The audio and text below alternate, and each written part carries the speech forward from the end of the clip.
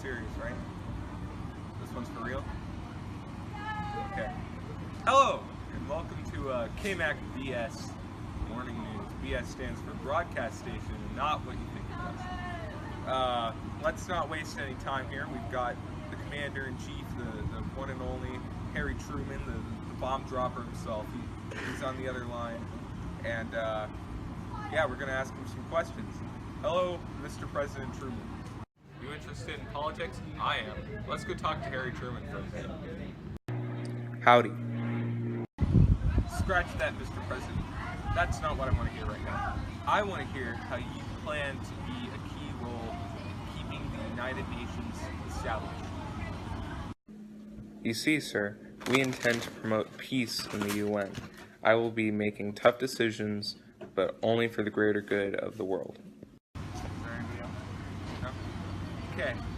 Can you give us any specifics about what happened in that that meeting with the senators in San Francisco? We're interested in what you have to say. 50 representatives met on April 25th and finally signed a charter to establish the United Nations on June 26th. We intend to make the United Nations sort of like the League of Nations, to act as a body of peace, to make sure no wars break out. Thank you, Mr. President. So, since you've become President of the United States, you have also met at the Potsdam Conference in Great.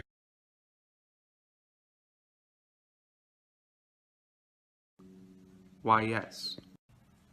I'm glad you asked. Stalin has set up communist governments in various satellite nations. Faced with this, a fellow American named George F. Kennan came up with a new policy of containment to prevent the spread of communism. Based off of what you said, Mr. President, you plan to stop babying the Soviets. How and why do you plan to do this? In Potsdam, I objected the Soviets' call for reparations to be taken from Germany to repay for Soviet losses.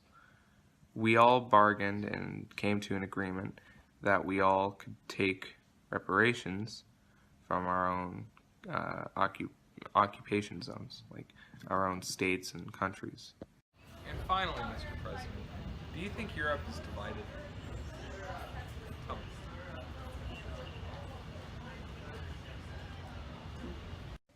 Yes, I do. As Winston Churchill once phrased it, an iron curtain has descended across Europe. Let's move on to Kelvin, who's interviewing Kent in Europe. Hello, I'm reporting from KMAK BS News. I'm here interviewing Mr. Kent from Greece. Hello. How do you feel about President Truman's Truman Doctrine? We're very thankful for all the money it's given us. It also stopped the spread of communism. Great. Those communists, dude, I swear. How do you feel about President Truman's Marshall Plan? Well, it's also really aided our countries with the 400 million that it provided for us. It also, again, stopped the spread of communism as most of our voters stopped voting for the Communist Party. Those communists don't have a chance to win. In the past, communism has never succeeded and has never had a good outcome. Yeah. Is that it? Yeah. Wow, that's fascinating how Truman helped those Europeans. Let's move on to communism in Asia. Thanks, Dan Maroon. Tom Mustard here, reporting on Asian communism. Just as communism under the Soviet Union has begun to spread, so has communism taken a hold in Asia. Although we Americans have supported the national government of Chiang Kai-shek with $3 billion, China has now become a communist country. This is due to the Chiang government undermining nationalist support. On the other hand, the Communist Party, led by Mao Zedong, won the peasant support, gaining much of northern China by 1945. Although America continued to support the Chiang government, his government was way too weak. They lost China and they ran to Taiwan. Let's say a little prayer for China. Let's move on to a heated debate between MacArthur and Truman. Korea was a place where communist conspirators gathered around to develop their plan of total world conquest. We should have dropped bombs on China. Listen here, buddy. You're wrong. Attacking China would have caused World War III, and the Soviets and the Chinese have a pact going on, so you start not only a war with the Chinese, but with the Soviets as well. We should have defeated them then and there. I'm certain of it. Truman's decision to fire me was one of his worst decisions of his whole election. I fired you because I was trying to reach a settlement of the war, and I was not going to have a general who was trying to sabotage me, working with me, trying to start fights with the wrong enemy. I knew what I was doing. I led the counterattack on Korea, and I saved my army from total defeat. You know, no thanks to you, we reached an armistice in the war, meaning nobody won but nobody lost, okay? Listen here, Mr. President. I am a war hero, and I am Harry Truman, President of the United States of America. You interested in politics? I am. Let's go talk to Harry Truman for a minute.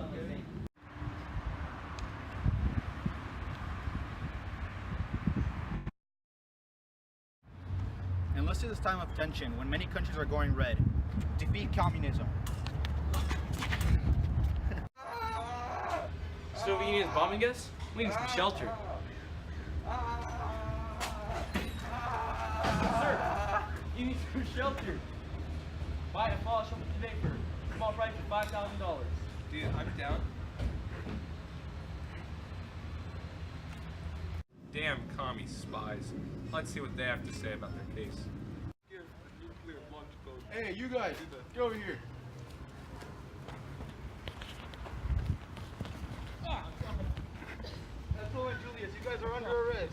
Put your hands behind your back. No! This is Tom Mustard from KMAK BS, and I look down on communists. Ethel and Julius Rosenberg of the American Communist Party. You've been accused of being a Soviet spy. Is this true? No! There's no evidence of this occurring. Then how do you explain the fact of how fast the Soviets developed the bomb? They estimated it to take 3 to 5 years, but they developed it much faster. Even the physicist Klaus Fuchs has admitted to leaking information to the Soviets. Me and Ethel choose not to incriminate ourselves. We plead the fifth. Are we being persecuted because we're Jewish and we have our own racial beliefs? Shame. Realize if you two are found guilty, the charge will be worse than murder? We plead the fifth. The press hate him, but does he deserve all the heat he gets? Let's talk about McCarthy. Mr. McCarthy, is it true that you've been drinking excessively? No comment.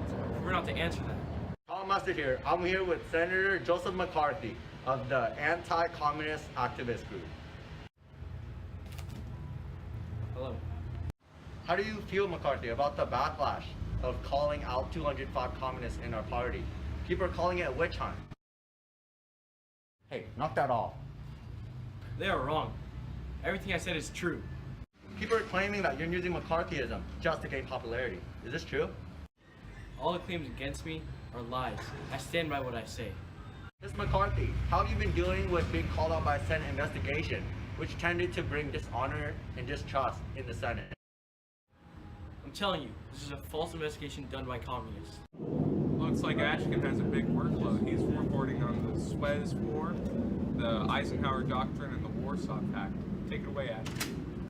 In the Middle East, Soviets gained prestige. New President Eisenhower responded with the Eisenhower Doctrine, which stated that the U.S. would defend any attack by communists. As Joseph Stalin is now dead, the Soviets have recognized West Germany and concluded peace treaties with Austria and Japan. They, however, did form the Warsaw Pact due to their fear of West Germany joining NATO. In Egypt, Great Britain and America funded the construction of the Dam of Aswan. Nasser of Egypt played both America and the Soviets. When discovered, Nasser lost a promised loan. In retaliation, Nasser nationalized the Suez Canal, angering France and Britain. As fighting began, the UN quickly stopped it. Great Britain, France, and Israel withdrew, and Egypt was allowed to keep the canal. That's all from me, Ashkan, reporting from KMAK BS. That was interesting, Ashkan. Let's take it to space with Kelvin. Kelvin De Leon reporting on the space race from KMAK BS News. The Soviets take the lead in the space race. This is what we call the race for technological dominance. How did the Soviets get ahead of us Americans? They launched the Sputnik, the first artificial satellite to be sent by humans into space. They did this on October 4th, 1957. The US tried to combat this by sending our own satellite into space, but our first attempt was an utter failure. We finally sent our own satellite into space on January 31st, 1958.